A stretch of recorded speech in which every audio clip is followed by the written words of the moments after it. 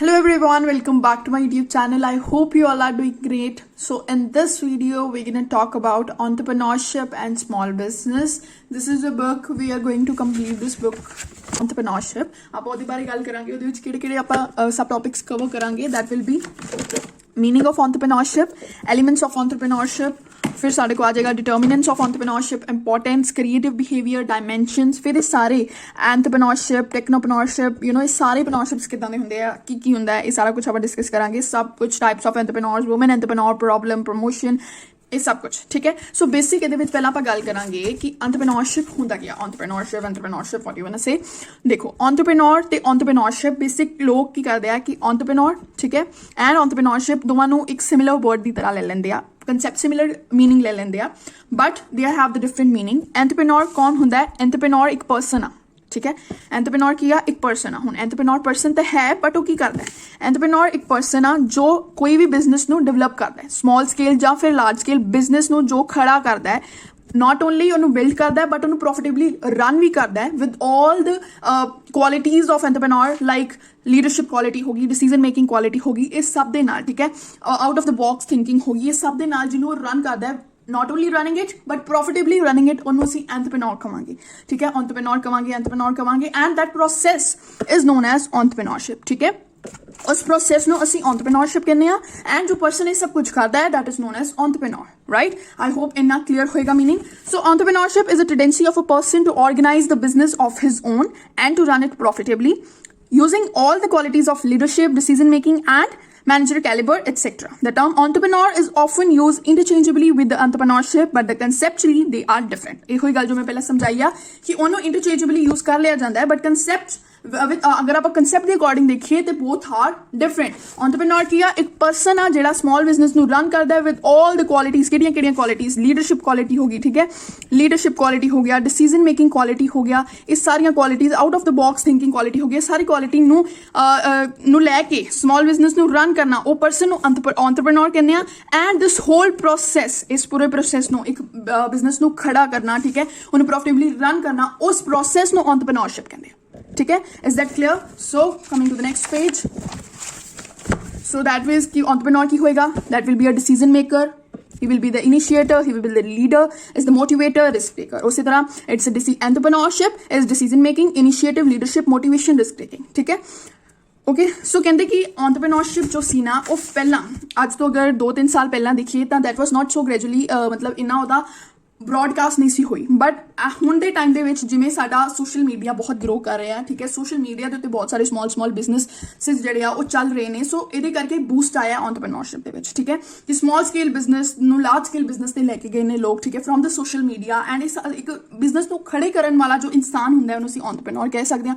ਇਹ ਜੋ ਐਂਟਰਪ੍ਰੈਨਿਓਰ ਹੈ ਇਹ ਅਸੀਂ ਇਕੱਲੇ ਸੋਲੋ ਵੀ ਕੰਪਨੀ ਨੂੰ ਖੜਾ ਕਰ ਸਕਦਾ ਹੈ, ਕਿਸੇ ਨਾਲ ਮਿਲ ਕੇ ਵੀ. ਇਹ ਸਾਰਾ ਜੋ ਹੈ ਐਂਟਰਪ੍ਰੈਨਿਓਰਸ਼ਿਪ ਇਹਦੇ ਵਿੱਚ ਇਹੋ ਹੀ ਲਿਖਿਆ ਹੈ ਕਿ ਐਂਟਰਪ੍ਰੈਨਿਓਰਸ਼ਿਪ ਰੋਲ ਹੈਗਾ ਹੈ ਠੀਕ ਹੈ. ਇਹ अपॉर्चुनिटी क्रिएट करता है, लोगों लिए अपॉर्चुनिटी क्रिएट करता है, अपने लिए तो उन्हें की हुई आ बिल्डिंग दिस बिजनेस, लोगों लिए भी अपॉर्चुनिटी किदा कि एम्प्लॉयमेंट मिलेगी ठीक है. अगर जो आपका बिजनेस हौली हौली ग्रो करेगा तो with the business growing, with the growth of this business ठीक है, ही विल प्रोवाइड एम्प्लॉयमेंट ठीक है, वो बंदे रखेगा आगे तो एम्प्लॉयमेंट मिलेगी ठीक है. सो हुण एक यूट्यूबर है अगर सक्सेसफुली यूट्यूब रन हो रहा है किसी बंदे का तो that is also entrepreneurship because हुण ਉਹਦੇ अंडर बहुत सारे लोगों को काम दे रहा है. He is a decision maker, he is a innovator ठीक है, he think out of the box, he know what he want to do ठीक है.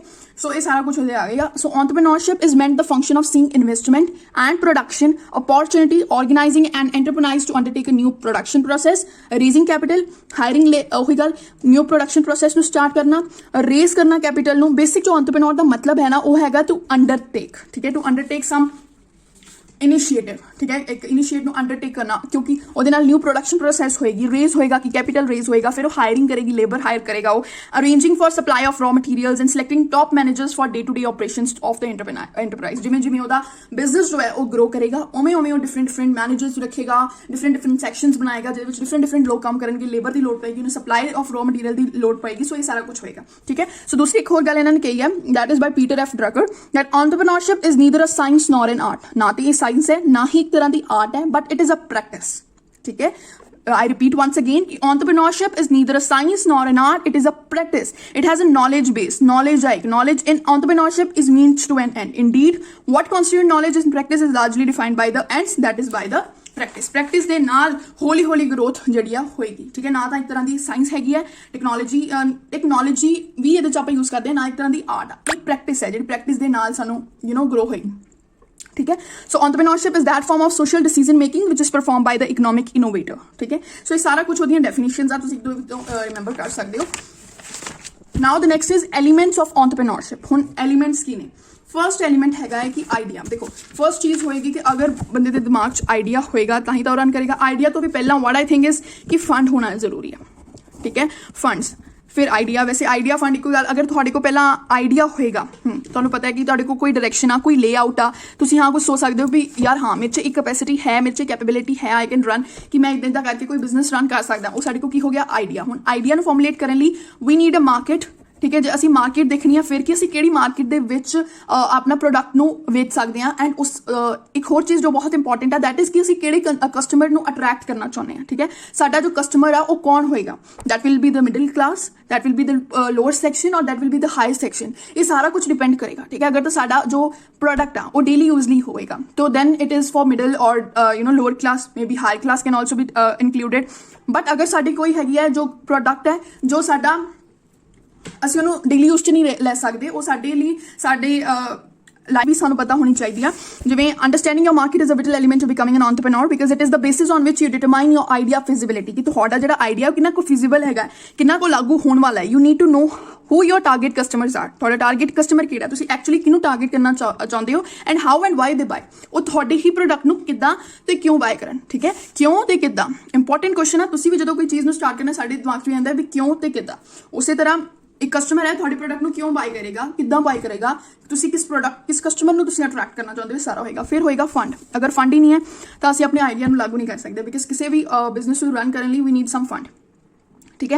हुण अगर यूट्यूब की गल करा तो YouTube don't need a fund, थोड़ी जी इन्वेस्टमेंट की लोड़ होंदी है बट वेरी लिटल, तुसीं विदाउट इन्वेस्टमेंट भी चालू कर सकते हो। This is a different matter. But अगर तुसीं प्रैक्टिकली ऑन ग्राउंड लैवल के उत्ते तुसीं कोई काम करना चाहते हो then you need a fund to develop it, ठीक है। तुहानूं जगह चाहिए है, अगर तुसीं है ना करना खड़ा तुहानूं जगह चाहिए है, ਤੁਹਾਨੂੰ ਪ੍ਰੋਪਰ ਉਹ ਚਾਹੀਦਾ, ਇਨਵਾਇਰਨਮੈਂਟ ਚਾਹੀਦਾ ਹੈ, ਫੰਡਸ ਦੀ ਲੋੜ ਹੋਏਗੀ, ਠੀਕ ਹੈ। ਸੋ ਇੱਕ ਚੀਜ਼ ਬਣਾ ਕੇ ਰੱਖਣਾ ਹੈ ਕਿ ਅਗਰ ਅਸੀਂ ਕਿਸੇ ਵੀ ਬਿਜ਼ਨਸ ਨੂੰ ਗਰੋ ਕਰਨਾ ਹੈ ਤਾਂ ਸਾਡੇ ਕੋਲ 1 ਤੋਂ 1.5 ਸਾਲ ਤੱਕ ਦਾ ਫੰਡ ਜਿਹੜਾ ਹੈ ਸਾਡੇ ਕੋਲ ਹੋਣਾ ਚਾਹੀਦਾ ਹੈ, ਠੀਕ ਹੈ। ਕਿਉਂਕਿ ਇੱਕਦਮ ਇਨਵੈਸਟਮੈਂਟ ਕੋਈ ਕਰਨ ਨਹੀਂ ਆਏਗਾ ਸਾਡੇ ਤੇ, ਠੀਕ ਹੈ। ਸਾਨੂੰ ਫੰਡ ਕੋਈ ਪ੍ਰੋਵਾਈਡ ਨਹੀਂ ਕਰੇਗਾ, ਸੋ ਸਾਨੂੰ ਫੰਡਿੰਗ ਖੁਦ ਹੀ ਕਰਨੀ ਪੈਣੀ ਹੈ ਬਿਕਾਜ਼ ਕੋਈ ਇਨਵੈਸਟਰ ਇੰਨੀ ਜਲਦੀ ਨਹੀਂ ਆਏਗਾ। ਅਗਰ ਅਸੀਂ ਗਰੋ ਕਰਾਂਗੇ ਤਾਂ ਹੀ ਆਏਗਾ। ਫਿਰ ਸਾਡੇ ਕੋਲ ਆ ਗਿਆ ਐਡਵਰਟਾਈਜ਼ਿੰਗ ਐਂਡ ਮਾਰਕੀਟਿੰਗ, ਕਿ ਮਾਰਕੀਟਿੰਗ ਤੋਂ ਐਡਵਰਟਾਈਜ਼ਿੰਗ ਕਿੱਦਾਂ ਕਰਨੀ ਆ। ਹੁਣ ਦੇਖੋ ਪ੍ਰੋਡਕਟ ਅਸੀਂ ਕਰ ਤਾਂ ਲਿਆ, ਪ੍ਰੋਡਕਟ ਅਸੀਂ ਬਣਾ ਲਿਆ, ਚਲੋ ਸਾਡੇ ਕੋਲ ਮਾਰਕੀਟ ਵੀ ਮਿਲ ਗਈ, ਸਾਨੂੰ ਫੰਡਸ ਵੀ ਮਿਲ ਗਏ, ਬਟ ਅਸੀਂ ਪ੍ਰੋਡਕਟ ਬਣਾ ਲਿਆ, ਉਸ ਤੋਂ ਬਾਅਦ ਜੋ ਹੈ ਉਹਦੀ ਮਾਰਕੀਟਿੰਗ ਔਰ ਉਹਦੀ ਐਡਵਰਟਾਈਜ਼ਿੰਗ ਬਹੁਤ important, that's a very important part. ਕਿਉਂਕਿ ਜਦੋਂ ਤੱਕ ਪ੍ਰੋਡਕਟ ਦਾ ਲੋਕਾਂ ਨੂੰ ਨਹੀਂ ਪਤਾ ਲੱਗੇਗਾ ਨਾ, ਲੋਕ ਅਵੇਅਰ ਨਹੀਂ ਹੋਣਗੇ ਪ੍ਰੋਡਕਟ ਬਾਰੇ, देन वो जो है वो मार्केट नहीं होएगा, ठीक है ना।